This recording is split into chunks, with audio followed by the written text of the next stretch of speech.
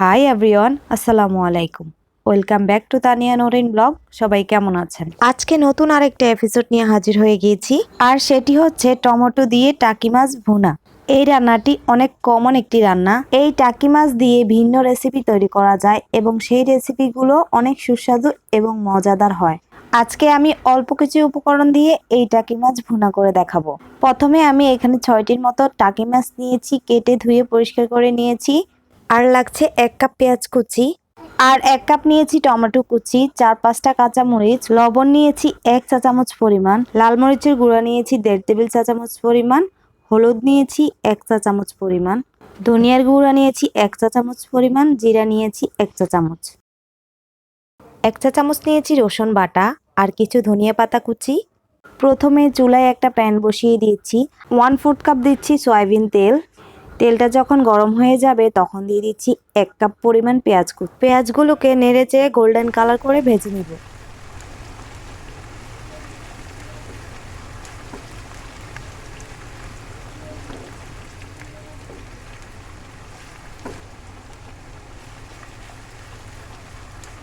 পেঁয়াজগুলো golden colour হয়ে আসছে, ঠিক এ পর্যায়ে দিয়ে দিচ্ছি 1 চা চামচ পরিমাণ রসুন বাটা।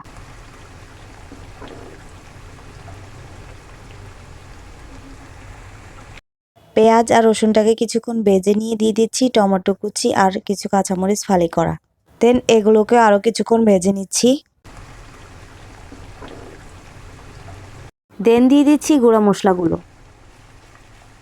এখন এই গুঁড়ো মশলাগুলো উল্টিয়ে পাল্টে টমেটো এবং পেঁয়াজের সাথে ভালো করে মিক্স করে নিব। এ পর্যায়ে খেয়াল রাখতে হবে গুঁড়ো মশলাগুলো যেন পুড়ে না যায়। দেন এখানে দিয়ে দিচ্ছি 1 কাপ পরিমাণ পানি।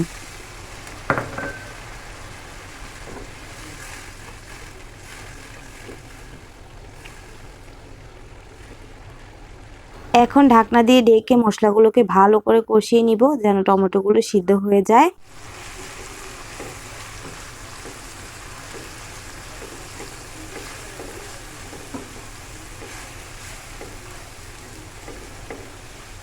চুলার আঁচ মিডিয়ামে রেখে 5 মিনিট মশলাটাকে ভালোভাবে কষিয়ে নিয়েছি।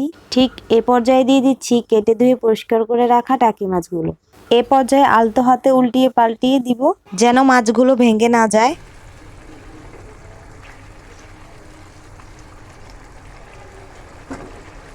দেন ঢাকনা দিয়ে 2 মিনিটের মতো রান্না করব।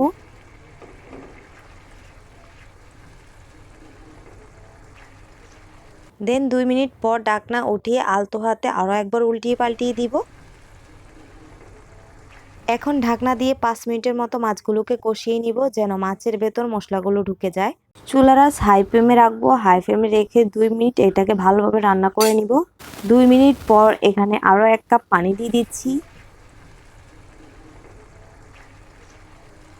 এখন ঢাকনা দিয়ে আরও 5 মিনিট রান্না করব। 5 মিনিট পর দিয়ে দিচ্ছি ধনিয়া পাতা কুচি।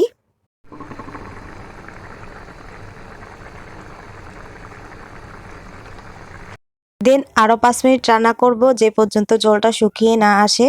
এই যে দেখতেই পাচ্ছেন, ঠিক এই পর্যায়ে আমি চুলাটাকে অফ করে দিচ্ছি। আর আমার রান্নাটা কমপ্লিট। একদম সহজভাবে তৈরি করে দেখানোর চেষ্টা করেছি।